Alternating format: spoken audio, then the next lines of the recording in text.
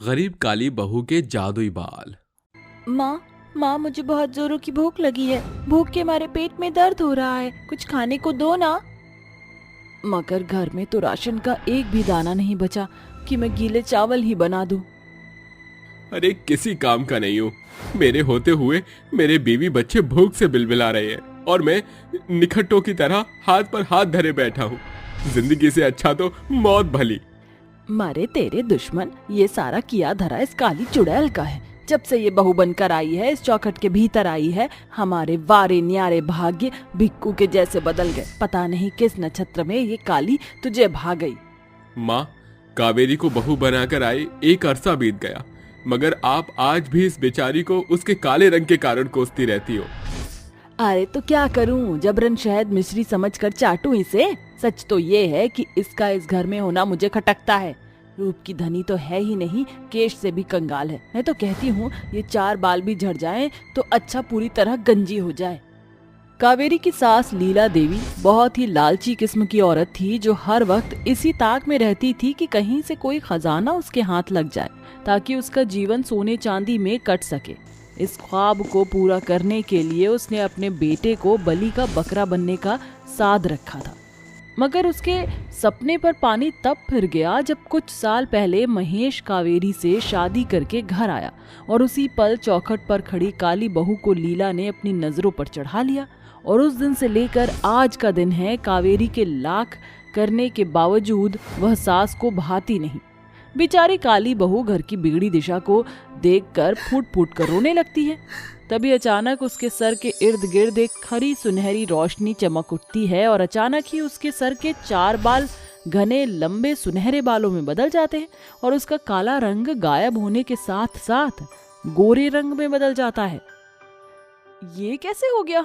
अचानक से मेरा कालापन गोरे रंग में कैसे बदल गया और मेरे सर पर सोने के बाल कैसे आ गए? अरे चुप कर झूठी, सच बता, तू कोई जादूगरनी तो नहीं? वाह माँ, तुम्हारे सोने के बाल तो बड़े ही सुंदर लग रहे हैं। अपने बेटे की बातों में उमड़ा भूख का दर्द देखकर बहू की आंखों में ठहरे आंसू छलक पड़ते हैं। मगर माँ के जादुई सोने के बालों से हमारी भूख तो नहीं मिट सकती ना गुड्डी। काश कि मैं अपने जादुई सुनहरे बाल से अपने बच्चों को खाना खिला सकती। बहू के ऐसा कहते ही उसके सुनहरे सोने के बालों से एक सोने का सिक्का खनकते हुए जमीन पर गिर जाता है, जिसे देखकर सभी की आंखें फटी की फटी रह जाती हैं। अरे ये बाल है कि जादू का जाल? ये सब कुछ तो मेरी समझ के बाहर होता जा रहा है। एक तो ये सोने के बाल और उसके अंदर से सोने का सिक्का। बहू अपने जादुई सोने के बालों का पुख्ता परिचय जानने के लिए उसे छू कर कहती है, ऐ मेरी जादुई सोने के बाल, अगर तुम वाकई सोने के हो तो इसी वक्त मुझे और सारे सोने के सिक्के दो। कावेरी के कहते ही उसके बालों से ढेरों सोने के सिक्के बरसने लगते हैं, जिससे घर का एक सिरा सोने के सिक्के से भर जाता है। ये देखकर सास खुशी से उछल पड़ती है और अपनी बहू के साथ मक्खनबाजी करती है। अरे वाह रे, मेरी कल की काली बहू, तूने तो कमाल ही कर दिया। बहू के जादुई सोने के बालों से बरसे सोने के सिक्कों को उठाते हुए सास गुनगुनाती है, सास का सपना मनी मनी, मैं मांगू सोना चांदी, मैं मांगू हीरे मोती, ये सारे मेरे काम के। बहू को अपने अंदर आए जादू की बात खाए जा रही थी, तभी अचानक उसकी आंखों के सामने वही बुढ़िया नाचने लगती है जो कुछ रोज पहले उसके घर आई थी। अरे कोई है इस बड़े घर में रहने वाला? मुझ बुढ़िया पर तरस खाओ, कुछ खाने को दे दो। अरे बूढ़ी अम्मा, जाओ जाकर किसी और का दरवाजा खटखटाओ। अरे यहाँ कोई भंडारा थोड़ी बट रहा है, पता नहीं आ जाते हैं कहाँ कहाँ से मुंह उठाकर। लीला उस बुढ़िया को चौखट से भगाकर भीतर चली जाती है। तभी बहू, जो अभी खाने की थाली पर बैठी ही थी, बुढ़िया को रोकती है। अरे जरा ठहरो अम्मा, माफ करना, वो मेरी सास जरा सख्त रवैया की हैं, मगर मैंने अभी ये खाना जूठा नहीं किया है, आप ये खा लो। बुढ़िया चौखट पर ही बैठकर वह खाना खाने लगती है। उस कुछ ही पलों में दोनों के दरमियान जैसा गहरा संबंध बन जाता है। बहू अपना दुख बुढ़िया से बांटने लगती है। तेरी सास तो बड़ी पत्थर दिल है, तूने मुझे अपने हिस्से का खाना खिला दिया, अब तुझे भूखा रहना पड़ेगा। अरे अम्मा, अब तो मुझे सासू माँ के सुलूक की आदत पड़ गई है, मैं चाहे अपनी जान भी सासू माँ पर क्यों ना न्यौछावर कर दूं, फिर भी मेरा ये काला रंग उन्हें खटकता ही रहेगा। और फिर मेरे सर पर बाल भी तो नहीं। बेटी तो बड़ी भोली है, इस बुढ़िया की दिल से दुआएं हैं, बहुत जल्द तेरा भाग्य बदलने वाला है। तब तू कीच की थाक नहीं बल्कि अपनी सास के सर का ताज ठहरेगी। इसका मतलब मेरा बदला रूप और ये जादुई सोने के बाल उस बूढ़ी अम्मा की देन है। गरीब बहू के जादुई सोने के बालों से उसके घर पर छाई गरीबी खत्म हो जाती है।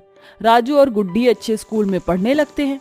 एक रोज जब वह अपनी सास के साथ घर आ रही थी तभी भीड़ देखकर वह रुक जाती है, जहाँ कुछ सुंदर औरतें कल्की नाम की एक काली गंजी लड़की को मार रही होती हैं। अरे ऐसी काली भद्दी गंजी लड़की को तो हमारे समाज के लिए अभिशाप है, इसका तो मर जाना ही भला है। नहीं, मुझे मत मारो, माँ बचाओ। अरे क्यों मार रही हो इस बेचारी को? मैं कहती हूँ छोड़ो इसे। क्यों, ये काली चुड़ैल तेरी सगी लगती है क्या? हाँ लगती है। कावेरी चोट खाई कल्की को उठाकर अपने घर लाकर उसके चोट पर मरहम लगाती है, जिसे देख कल्की फूट फूट कर रोते हुए बोलती है, सुना था कि भगवान इंसान के रूप में बसता है, आज देख भी लिया। मेरी बदसूरती और गंजे होने के कारण मेरे अपनों ने मेरा साथ छोड़ दिया और आपने मुझे बचाया। अब सभी तुम्हें अपनाएंगे, मगर कैसे? जादू से। ये कहकर बहू अपने जादुई सोने के बालों में कुछ बाल तोड़कर उसे कल्की के गंजे सर पर लगाते हुए कहती है, ए मेरे जादुई सोने के बाल, तुम बहुतेरे बाल बनकर कल्की के सर पर छा जाओ। उसके इतना कहते ही कल्की का गंजा सर सोने के चमचमाते घने बालों से भर जाता है और उसका रूप एक अप्सरा के समान खिल उठता है। ये लो, बन गई तुम सुंदर। क्या मैं सचमुच इतनी सुंदर हो सकती हूँ? तुमने तो मेरी काया पलट ही कर दी, तुम्हारा शुक्रिया। आंटी, शुक्रिया कहना ही है तो हमारी माँ के जादुई सोने बालों को बोलिए, ये उन्हीं का कमाल है। ऐसे ही दिन ढलते हैं। बहू अपने जादुई सोने के बालों के सहारे अपने घर की चौखट पर आने वाले गरीबों की मदद करती, जो उसकी सास को खूब खलता था। फिर एक दिन एक लंगड़ी बुढ़िया लाठी लिए वहां आती है। अरे कोई है क्या? भीतर मेरी मदद करो। हाँ अम्मा बोलिए। बेटी लंगड़ी हूँ, चल फिर नहीं सकती, कुछ पैसे देकर मदद कर, भगवान तेरी झोली खाली नहीं होने देगा। अरे ये अच्छा नाटक लगा रखा है तुमने। हम जैसे अमीरों को लूटने का चमचमाती चौखट पर नजर पड़ते ही वहीं जम जाते हो और झूठ मूठ का दुखड़ा रोकर पैसे ऐंठते हो। बस बहू, अब मैं तुझे अपने सोने के जादुई बाल इन जैसे भूखे नंगों पर जाया नहीं करने दूंगी। माँ जी, आप इतनी पत्थर दिल क्यों हैं? क्या गरीबों को देखकर आपका दिल नहीं पसीजता? अरे मेरे जादुई सोने के बालों से मैं लाचार लोगों की मदद कर दूंगी तो उससे क्या घट जाएगा? अफसोस इतने दिन गरीबी में जूझने के बाद भी आपको ये समझ नहीं आया कि कुछ भी इस दुनिया से ढोकर नहीं ले जाना है। बहू की खरी बात सुनकर सास को जिंदगी का खोया हुआ मायने समझ आ जाता है और वह शर्म से पानी पानी हो जाती है। तू सही कह रही है बहू, मैं रुपए पैसे के लालच में अंधी हो गई थी, इसलिए इंसानियत भूल गई थी, मगर अब चाहती हूँ कि तू इनकी मदद कर। शुक्रिया माँ जी। ऐ मेरे जादुई बाल, चल जल्दी से सोने के सिक्के निकाल। बहू के इतना बोलते ही उसके जादुई सोने के बाल से सोने के सिक्के बरसने लगते हैं, जिसे वह उस लंगड़ी बुढ़िया की मदद करती है। हम पांचों को हमारी टिपिकल माँ के घर पहुँचने से पहले घर पहुँचना होगा। जैसे ही पांचों बहनें घर आती हैं तो चौखट पर बैठी उनकी माँ सुधा उन्हें छोटे कपड़े पहने हुए देखकर गुस्से में तिलमिलाकर बोलती हैं, आज तुम पांचों की खैर नहीं, अंदर चलो। मैंने दिन रात मेहनत मजदूरी करके अपना पेट काट काट कर तुम पांचों का पेट भरा, कभी तुम्हें दाने दाने पर आफत नहीं होने दिया, ताकि तुम मन लगाकर पढ़कर अपने पैरों पर खड़ी हो सको। आज पता चला कि मेरे पीठ पीछे मेरी पांचों बेशरम बेटियां कौन सी पढ़ाई करती हैं। अच्छा है जो आपको ये पता चल गया, कम से कम अब हम पांचों बहनों को यूं लुका छुपी का खेल तो नहीं खेलना पड़ेगा। अरे बचपन बीत गया इस गई गुजरी बस्ती में, मगर हम आज भी इस किराए के घर में घिसी पिटी जिंदगी जी रहे हैं। काया की ये बात सुनकर गरीब सुधा की आंखों से आंसू छलक जाते हैं और वह लड़खड़ाते लफ्जों से बोलती है, क्या कहा तूने? सच्ची तो कह रही है काया, आखिर क्या गलत कहा? आपका बस चले तो आप हमें अपनी गिरफ्त में रखो। वो तो जब हम इस घर से बाहर निकले तब दुनिया देखी, और अब आप हमें नहीं रोक सकती। हमारा जब मन चाहेगा हम बाहर जाएंगी और आएंगी। हम दूध पीती बच्ची नहीं है जो आपसे डरते फिरें। हाँ, मुझे ही समझ जाना चाहिए था कि अब मेरी पांचों बेटियां बड़ी हो गई हैं। अपनी इस मंदबुद्धि माँ को माफ कर दो। इतने के बाद गरीब सुधा की 5 बेपरवाह बेटियां पैर पटकते हुए कमरे में जाकर फैलकर सो जाती हैं, मगर सुधा सारी रात चौखट पर बैठकर जागती रह जाती है। ये कहानी है कीर्ति, काया, लिली, सिया और छवि नाम की 5 बिगड़ैल बेटियों की, जिनकी नजरों में अपने माँ की मेहनत का जरा भी मोल नहीं था। भगवान, ये कैसे दिन दिखा रहा है तू मुझे? भरी जवानी में तूने मुझसे मेरा पति छीन लिया। ऐसे में मैंने अकेले अपनी 5 बेटियों का भार ढोया और उन पर आस लगाई थी कि 5 बड़ी होके मुझे कुछ दिखाएंगी कर कर, मगर आज वह आस भी टूट गई। सुधा की आंखों से रात भर आंसू बहते। बेटियों की बिगड़ैल हरकतें उसका बल तोड़ कर रख देती हैं। अगली सुबह, कीर्ति, काया, मैं काम पर जा रही हूँ, खाना बना दिया है, खा लेना। खाना बनाकर कोई एहसान कर दिया है क्या? वही रोज की तरह दाल रोटी बनाई होगी। हमें नहीं खाना ये गया गुजरा गरीबों वाला खाना। हमारे पास पैसे हैं जिससे हम अच्छा खाना खा सकती हैं। इसके बाद 5 मनमौजी बिटिया अपनी गरीब माँ को आंख तरेरते हुए जोमैटो से खाना ऑर्डर करती हैं। तुम 5 के पास पैसे कहाँ से आए? हो गॉड माँ प्लीज, तुम हम 5 को मत पकाओ, अब जाओ भी। अपनी बिगड़ी हुई बेटियों का बुरा बर्ताव देखकर सुधा काम पर आती है। वह मोनिका नाम की एक अमीर औरत के घर झाड़ू बर्तन का काम किया करती थी। मोनिका का स्वभाव बहुत ही मर्म था, साथ ही उसकी शिखा का भी सुधा से बहुत रिझाव था। अरे सुधा काकी, आप आ गई? मैं कब से आपको मिस कर रही थी। मुझे आपके हाथों की देसी स्टाइल में बड़ी मोटी रोटी खानी है। बनाती हूँ बेटी। सुधा रसोई में रोटी बनाने लगती है, मगर उसका ध्यान अभी अपनी बेटियों पर बटा हुआ था। तभी तवे से उठ रहे भपके पर उसका हाथ सट जाता है और फौरन उसके हाथों पर फफोले पड़ जाते हैं। माँ, मेरा हाथ। सुधा, तुम ठीक तो हो ना? कहाँ ध्यान था तुम्हारा? कहीं नहीं मालकिन, बस। मोनिका बिना देरी किए सुधा को छुट्टी दे देती है। सुधा जैसे ही घर पहुंचती है, वहां का नजारा देखने लायक था। उसकी 5 बेटियां नशे में डूबी हुई थीं। जहां काया और कीर्ति सिगरेट की कश मार रही थीं, वहीं लिली और सिया शराब पी रही थीं। उनके लफ्ज नशे में पूरी तरह लड़खड़ा रहे थे।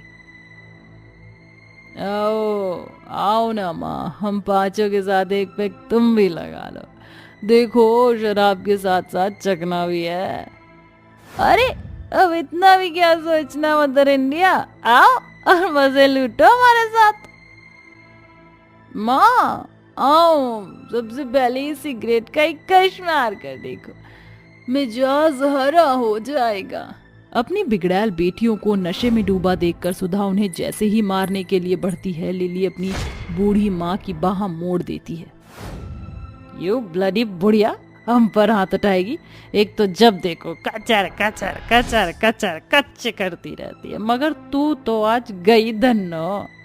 नशे में अंधी हुई लिली अपने खून के हाथों लाचार माँ को जोरदार थप्पड़ मारती है, जिसे सुधा का सर घर के खुरचे हुए दीवार में टकरा जाता है।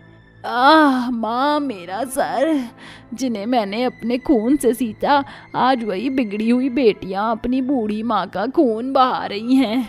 अपनी गरीब माँ पर जुल्म ढाकर 5 बिगड़ैल बहनें लड़खड़ाती हुई सर पर बोतल रखकर नाचती हैं। अपनी तो जैसे तैसे, थोड़ी ऐसे या वैसे कट जाएगी। आपका क्या होगा जनाबे आली? देखो मेरी बहनों, ये घर हमारे साथ साथ नाच रहा है। हर बीतते दिनों के साथ सुधा की 5 बेटियों की बदतमीजी हद पार होती जाती है। देर रात छोटे छोटे कपड़े पहनकर पार्टी करने जाना, घर में जुआ खेलना, सिगरेट और शराब में धुत रहना उनका बिगड़ा पेशा बन चुका था।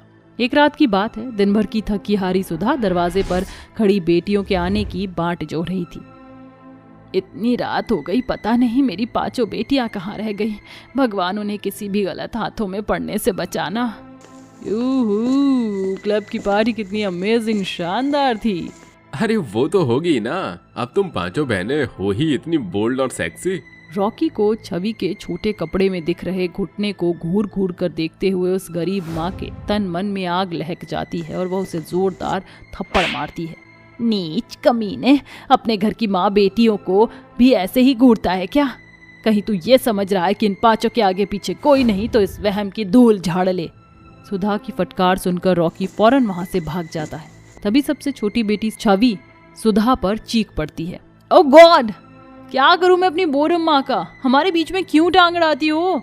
रॉकी हमारे क्लब के टिकट्स के लेकर खाने पीने का खर्चा उठाता है। उसने जरा सी आंखें भी सेक ली तो क्या हो गया, आजकल ये कॉमन है।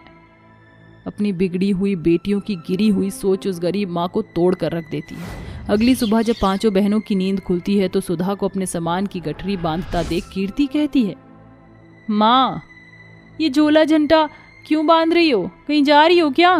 हाँ, अब मेरी पांचों बेटियां बड़ी सयानी हो गई हैं, इसलिए मुझ गरीब का यहाँ कोई काम नहीं, चलती हूँ।